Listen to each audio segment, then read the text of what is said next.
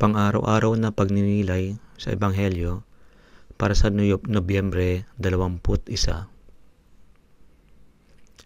Mateo, Kabanata 12, versikulo 46 hanggang 50. Habang nagsasalita si Jesus sa mga tao, dumating ang kanyang ina at mga kapatid. Sinabihan si Jesus na ang kanyang pamilya ay nasa labas at gusto makipag-usap sa kanya. Sumagot si Jesus sa pamamagitan ng pagturo sa kanyang mga tagapakinig at pagtatanong kung sino ang kanyang ina at mga kapatid. Pagkatapos ay tinuro niya ang kanyang mga alagad at sinabing sila ang kanyang ina at mga kapatid. Idinagdag niya sa sino man ang gumaganap na kalooban ng kanyang amang nasa langit ay kanyang kapatid na babae at ina.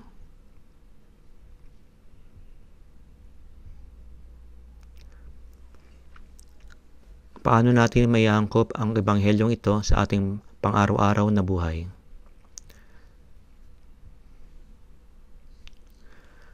Palawakin ang konsepto ng pamilya. Kilalanin na ang ating pamilya ay hindi limitado sa ating mga kamag-anak sa dugo. Tratuhin ang ating mga kapwa Kristiyano bilang mga kapatid sa pananampalataya.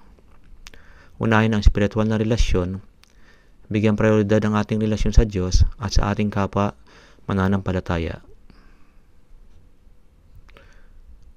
Huwag hayaang maging hadlang ang pamilya sa ating espiritual na paglago o paglilingkod sa Diyos. Sundin ang kalooban ng Diyos. Ang pagsunod sa kalooban ng Diyos ay dapat maging pangunahing layunin sa ating buhay. Kilalanin na ang pagsunod sa Diyos ay nagpapatibay ng ating espiritual na ugnayan sa Kanya at sa iba. Magkaroon na mas malawak na pananaw sa komunidad. Lumikha na isang mapagbigay at mapagmahal na komunidad sa loob ng ating mga simbahan at grupo ng pananampalataya. Maging bukas sa pagtulong at pagmamahal sa iba kahit hindi sila kamag-anak. Balansehin ang mga relasyon.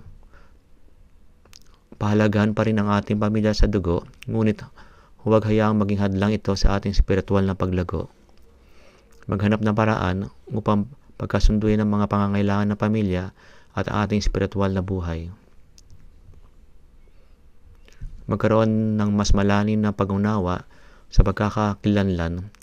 Kilalanin na ang ating tunay na pagkakakilanlan ay nakaugat sa ating relasyon kay Kristo at sa pagsunod sa kalooban ng Diyos. Magpakita ng pagmamahal at pagtanggap. Tratuin ang lahat ng taon ng may pagmamahal at respeto tulad ng pagtrato natin sa ating sariling pamilya. Magtiwala sa plano ng Diyos. Tanggapin na minsan ang pagsunod sa Diyos ay maaaring mga hulugan ng pagbibigay ng prioridad at espiritual na bagay kaysa sa pamilya o tradisyon.